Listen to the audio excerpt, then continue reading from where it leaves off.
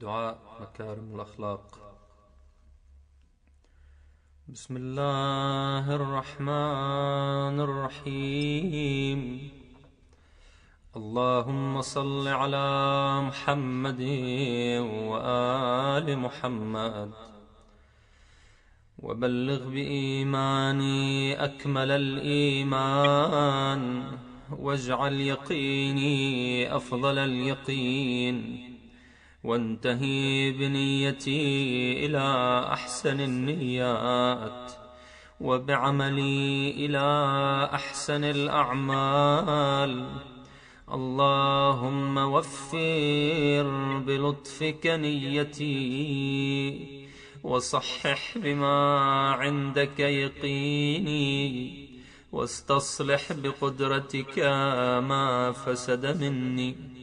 اللهم صل على محمد وآله، واكفني ما يشغلني الاهتمام به، واستعملني بما تسألني غدا عنه، واستفرغ أيامي فيما خلقتني له، وأغنني وأوسع علي في رزقك، ولا تفتني بالنظر، وأعزني ولا تبتليني بالكبر، وعبدني لك ولا تفسد عبادتي بالعجب، وأجر للناس على يدي الخير ولا تمحقه بالمن، وهب لي معالي الأخلاق واعصمني من الفخر.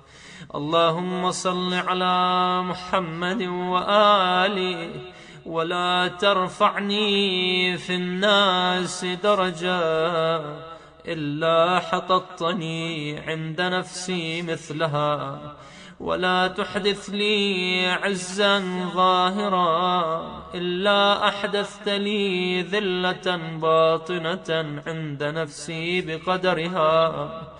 اللهم صل على محمد وآل محمد، ومتعني بهدى صالح لا أستبدل به، وطريقة حق لا أزيغ عنها، ونية رشد لا أشك فيها.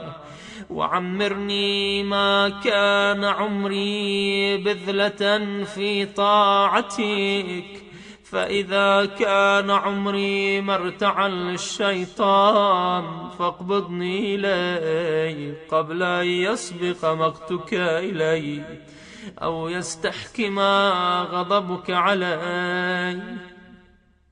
اللهم لا تدع خصلة تعاب مني إلا أصلحتها، ولا عائبة أؤنب بها إلا حسنتها، ولا أكرومة في ناقصة إلا أتممتها.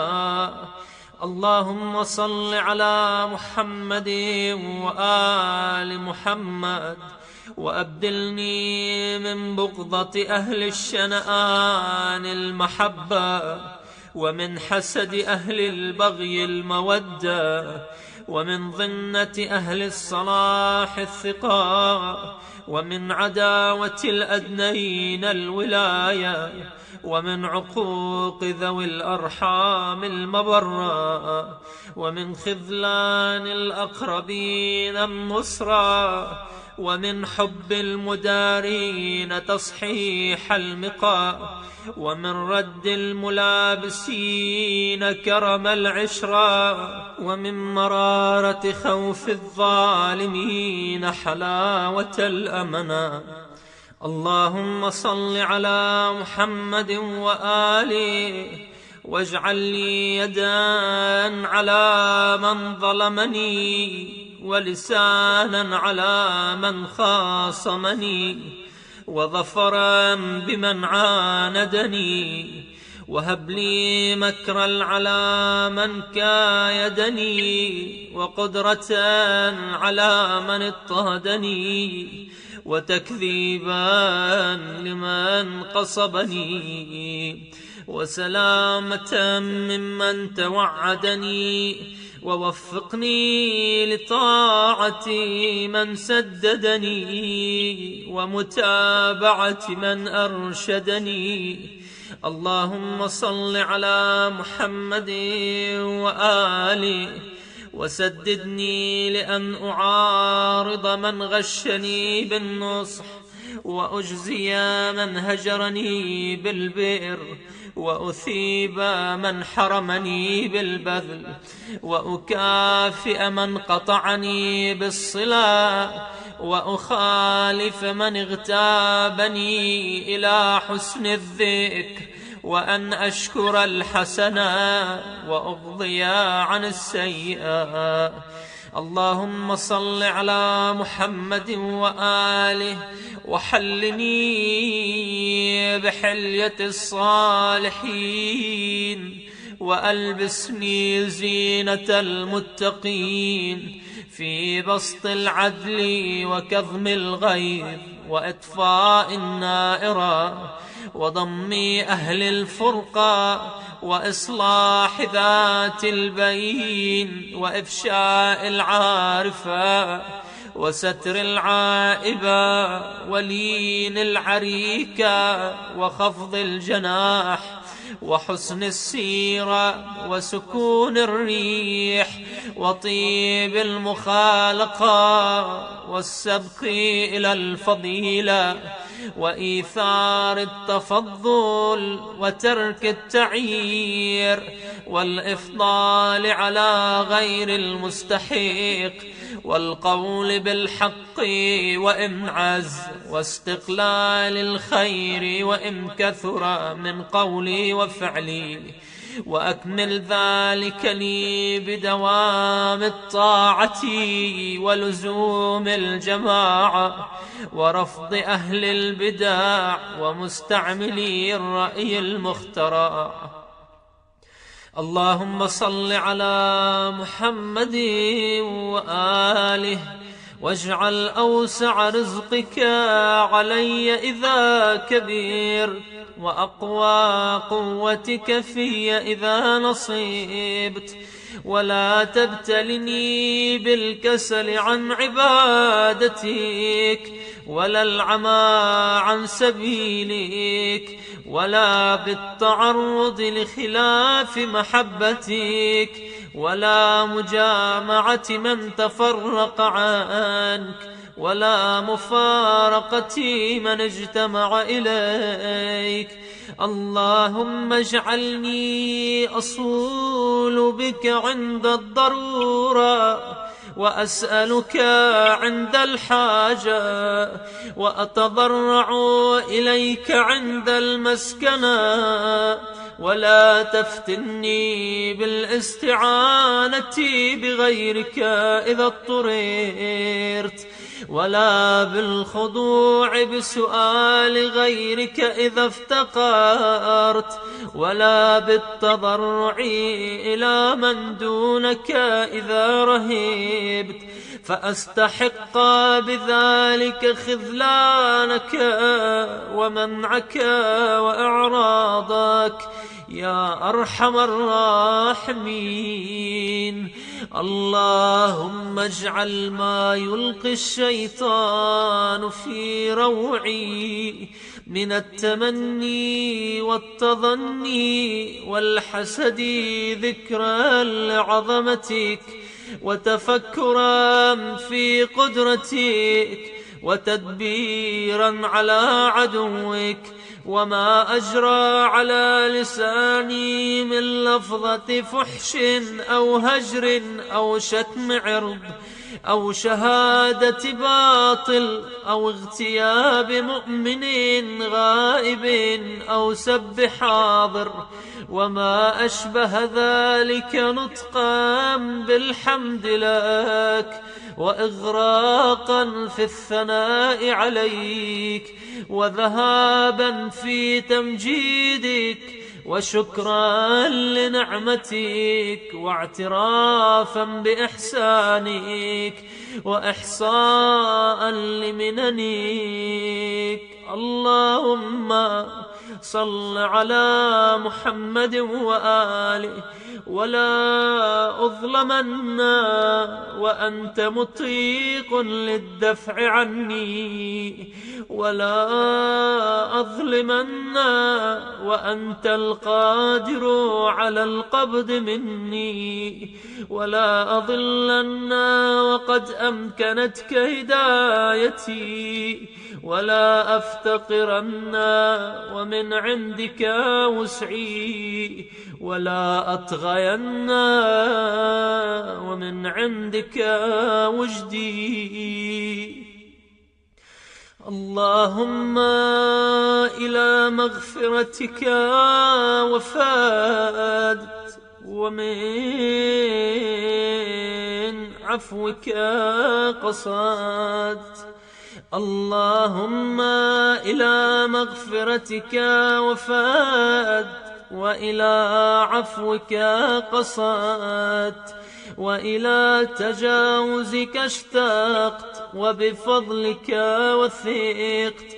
وليس عندي ما يوجب لي مغفرتك، ولا في عملي ما أستحق به عفوك، وما لي بعد أن حكمت على نفسي إلا فضلك. فصل على محمد وآله وتفضل عليه. اللهم وأنطقني بالهدى، وألهمني التقوى، ووفقني للتي هي أزكى، واستعملني بما هو أرضى. اللهم اسلك بي الطريقة المثلى، واجعلني على ملتك أموت وأحيا. اللهم صل على محمد وآله، ومتعني بالاقتصاد، واجعلني من أهل السداد، ومن أدلة الرشاد، ومن صالحي العباد. وارزقني فوز المعاد وسلامة المرصاد. اللهم خذ لنفسك من نفسي ما يخلصها، وأبق لنفسي من نفسي ما يصلحها، فإن نفسي هالكة أو تعصما. اللهم أنت عدتي إن حزنت، وأنت منتجعي إن حرمت، وبك استغاثتي إن كرفت. وعندك مما فات خلف، ولما فسد صلاح، وفيما أنكرت تغيير. فامنن علي قبل البلاء بالعافية، وقبل الطلب بالجداء، وقبل الضلال بالرشاد. واكفني مؤونة معرة العباد، وهب لي أمن يوم المعاد، وامنحني حسن الإرشاد. اللهم صل على محمد وآله، وادرأ عني بلطفك، واغضني بنعمتك، وأصلحني بكرمك، وداوني بصنعك، وأظلني في ضراك، وجللني رضاك. ووفقني إذا اشتكلت علي الأمور لأهداها، وإذا تشابهت الأعمال لأزكاها، وإذا تناقضت الملل لأرضاها. اللهم صل على محمد وآله وتوجني بالكفاية وسمني حسن الولاية وهب لي صدق الهداية ولا تفتني بالسعى وامنحني حسن الدعاء ولا تجعل عيشي كدا كدا ولا ترد دعائي علي ردا فإني لا أجعل لك ضدا ولا أدعو معك ندا.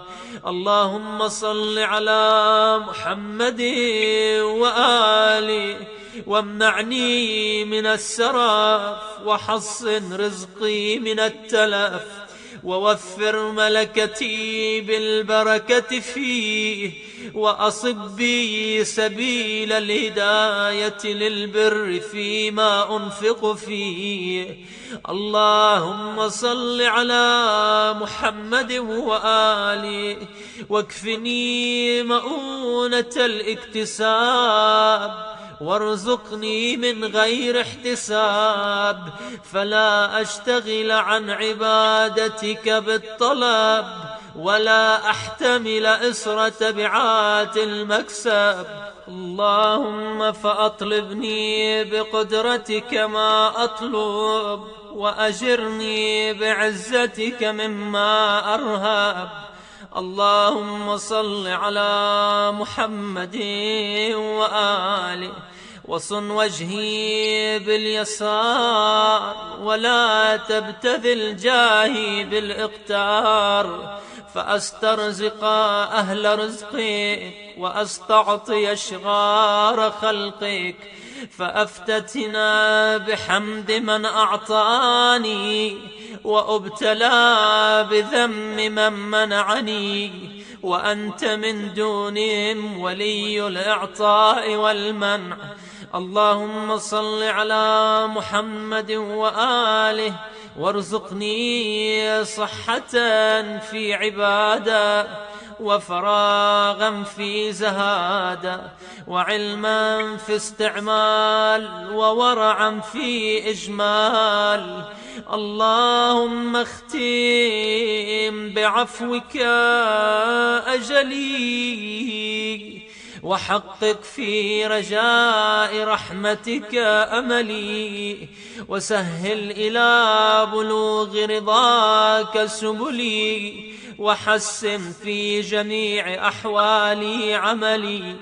اللهم صل على محمد وآله ونبهني لذكرك في أوقات الغفلة واستعملني بطاعتك في أيام المهلة وأنهج لي إلى محبتك سبيلا سهلا أكمل لي بها خير الدنيا والآخرة. اللهم صل على محمد وآله كأفضل ما صليت على أحد من خلقك قبله وأنت مصل على أحد بعده. وآتنا في الدنيا حسنة وفي الآخرة حسنة وقني برحمتك عذاب النار يا أرحم الراحمين. وصلى الله على سيدنا محمد وآله الطاهرين.